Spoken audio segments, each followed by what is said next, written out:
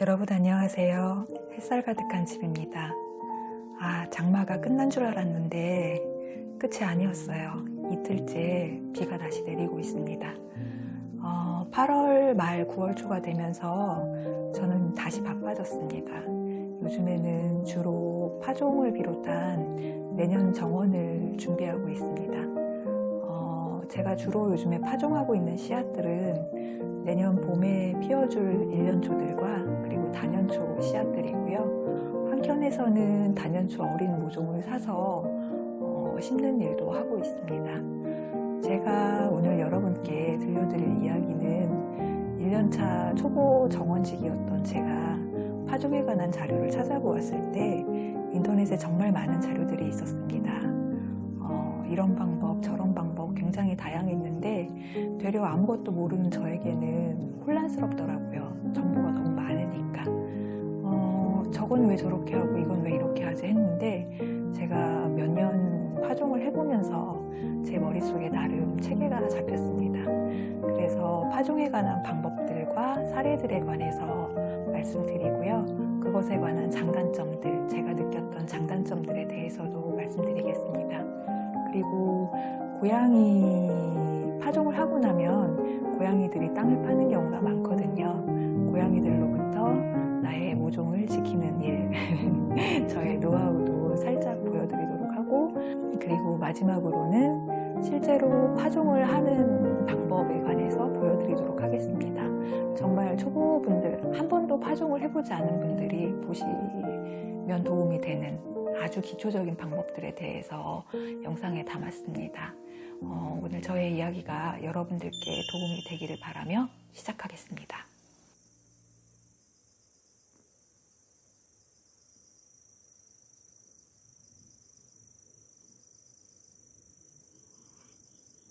제가 씨앗을 파종하는 방법은 3가지인데요.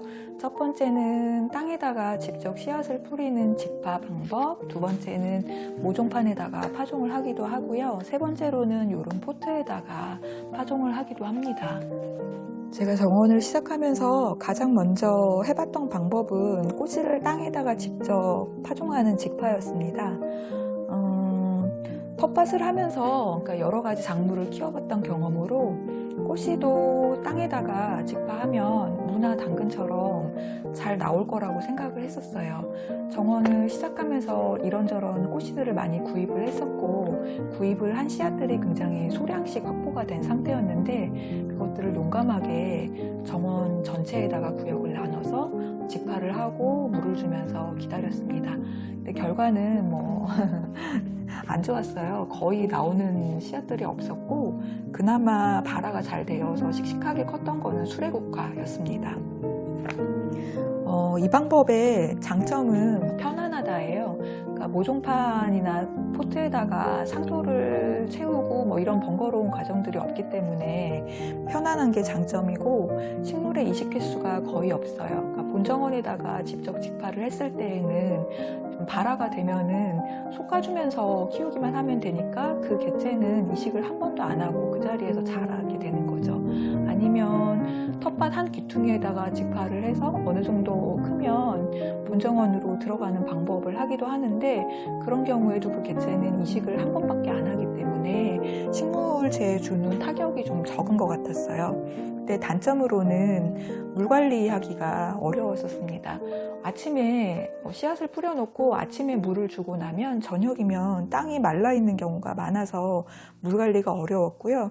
그리고 물을 주는 범위도 정원 전체에다 줘야 하니까 물도 많이 들 뿐더러 내 시간도 굉장히 많이 들어갔죠.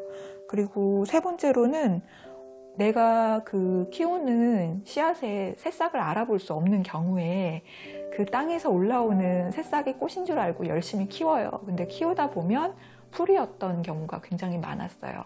그래서 싹을 알아보지 못하는 경우에 풀을 꽃처럼 귀하게 모시면서 키운다. 그런 것들이 단점이었습니다. 이렇게 발화율이 적고 물 관리가 어려움에도 불구하고 지금 정원 3년째인 지금의 저는 직파를 많이 하고 있거든요.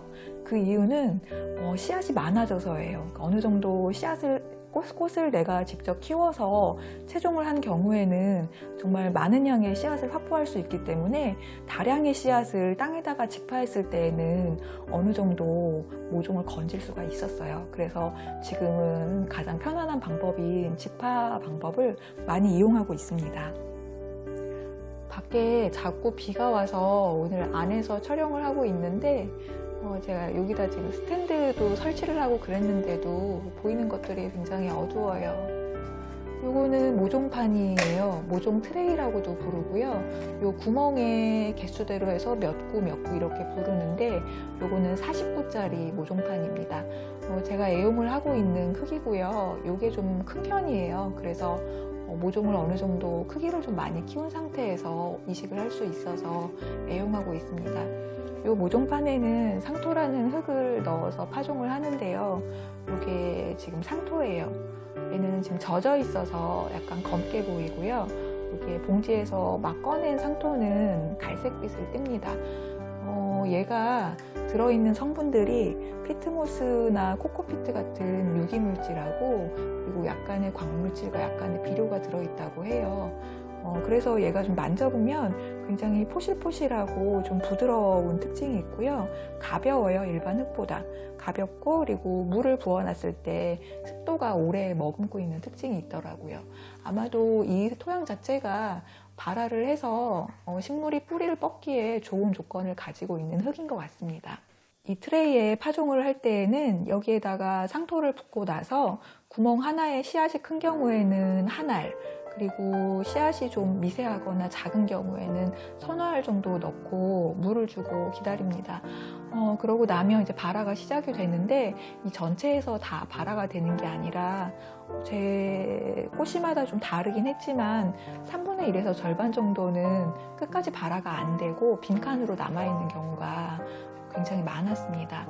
발화가 되기 시작하면 요 한 칸에서 하나의 모종만 키우죠. 그리고 요 모종들이 어느 정도 크기가 크고 나면 저는 정원으로 바로 정식하는 방법을 이용하기도 하고요. 정말 상황이 좀 여의치 않을 때, 그러니까 정원이 준비가 안 되었거나 이런 상황들이 벌어졌을 때는 요 트레이에서 어느 정도 큰 다음에 이런 포트로 옮겨서 조금 더 키우고 그 다음에 본정원으로 들어가는 방법을 쓰기도 합니다. 이 방법은 해보니까 장점이 물 관리하기가 편안했어요. 물을 상토의 특징이 그러니까 물을 한번 주면 다음 날까지 젖어 있는 상태를 유지를 하더라고요. 그리고 물을 마당 전체에 주는 게 아니라 요 모종판에만 주면 되니까 물 관리하는 게 좀 용이했고 물도 적게 쓸 수 있는 점이 장점이었습니다.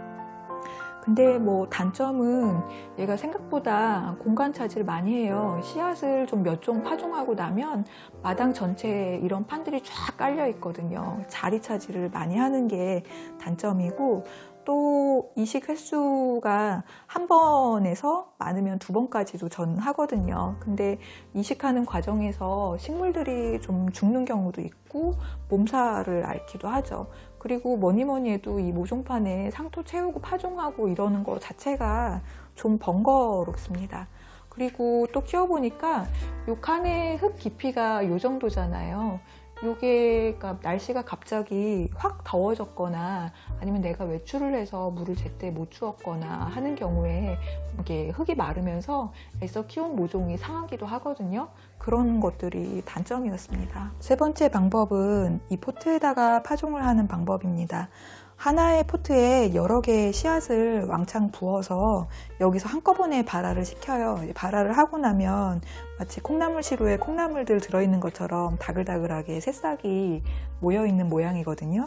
그것들이 본잎이 두세 장 나올 때까지 기다렸다가 그 정도 자라면 하나하나씩 분리를 해서 이런 모종판으로 개별적으로 이식을 해주고 여기에서 더 크게 되면 포트로 한번 또 이식을 해주고 그 다음에 본정원으로 나가는 방법으로 저는 했고요. 말씀드렸다시피 이식 횟수도 굉장히 많고 번거로워서 별로 쓰고 싶지 않았던 방법이었어요. 근데 올 2월에 저도 여기다가 파종을 하게 되었습니다. 당시의 상황은 제가 정원에서 꽃을 한 달 정도 당겨서 보고 싶었어요. 그래서 자연계 파종이 아닌 실내에서 파종을 해서 먼저 좀 모종을 길러야겠다 해서 하려고 보니까 이 모종판에다가 파종을 했다가는 저희 집 거실 전체에 이 모종판을 쭉 깔고 얘네들을 떠안고 살아야겠더라고요. 그래서 그건 피하고 싶은데 하고 생각했던 게 이제 이 방법이었던 거죠. 여기에다가 씨앗을 부어서 얘네들이 발화가 되어서 본잎이 두세 장 나올 때까지 키우는 동안 한 달 정도가 걸렸고요. 한 달 정도 동안에는 이 크기가 아닌 이 크기로 제가 가지고 있을 수 있었던 거예요. 그래서 집안에 이런 것들만 몇 개 가지고 모종을 키웠습니다. 이 방법은 단점이 이식을 가장 많이 하는 방법이에요. 그래서 식물체가 죽거나 뭐 이런 경우 굉장히 많고 번거로운 게 단점이고요. 장점으로는 저처럼 온실이 없는 사람이 실내 파종해서 집안에 좀 가지고 있어야 될 때는 이렇게 공간을 덜 차지하는 이 포트 파종이 좋은 것 같았습니다. 그래서 이 세 가지 방법을 요약을 해보자면, 직파의 경우에는 씨앗이 굉장히 내가 많이 갖고 있거나 그리고 씨앗 자체가 발화율이 굉장히 좋은 식물이거나, 아니면은 옮기는 걸 너무너무 싫어하는 꽃들, 예를 들면 양귀비 같은 그런 꽃들은 직파를 하고 있고요. 두 번째로 이 모종판에 파종을 하는 경우에는 씨앗을 이제 내가 새로 구입을 해서 씨앗의 숫자가 굉장히 적은 경우에는 모종판에 하고 있습니다. 그리고 세 번째로 이 포트에다 하는 경우에는 온실이 없는데 실내 파종을 해서 내가 집안에 가지고 있어야 되는 경우에는 공간을 덜 차지하는 이 포트 파종이 유리하다가 제가 겪은 경험이었습니다. 저의 씨앗 상자입니다. 저는 씨앗을 이렇게 보관하고 있어요. 첫 해에는 씨앗들을 뭐 이런 봉지 저런 봉지에 보관해 보기도 했고, 또 친정 아버지가 했던 것처럼 신문지에다가 돌돌돌 말아서 가지고 있어 보기도 했는데, 이런저런 불편한 점들이 있던 차에 제가 정착하게 된 방법이 이 방법입니다. 제가 주로 사용하고 있는 방법은 껌봉투에 씨앗을 넣는 거거든요. 이 껌봉투가 크기도 좀 적당해요. 너무 크지도 않고 작지도 않고, 그리고 지퍼도 붙어 있고, 그리고 차광도 돼요. 햇볕도 막아주고, 뭐니 해도 안에 제습제까지 들어있어서 씨앗 보관하기에 좋은 조건인 것 같았고요. 그리고 또 제가 이거를 사용하는 이유는 새로운 비닐 안 쓰고 버리는 거 한 번 더 재사용하는 게 저는 마음이 좀 편해서 이용을 하고 있습니다. 지퍼팩에다가 씨앗을 담는 경우는 씨앗에 습기가 좀 있을 때 곰팡이가 잘 슬어요. 그래서 이런 지퍼팩에 씨앗을 담을 때에는 씨앗을 잘 말린 후에 넣어야겠더라고요. 요 씨앗들은, 이렇게 실온 보관하는 씨앗들은 향후 1년 이내에 파종할 것들입니다. 1년이 지나면 씨앗의 발화율이 현저하게 떨어진다고 해요. 2년, 3년 더 하면 발화율이 더 많이 떨어져서 장기간 보관해야 하는 씨앗들은 냉동실에 보관하고 있습니다.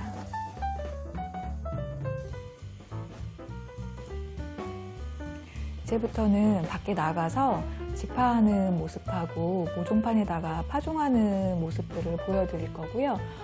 포트 파종은 제가 지난 2월에 씨앗 파종이라는 영상을 올렸어요. 그거를 참조하시면 좋을 것 같습니다.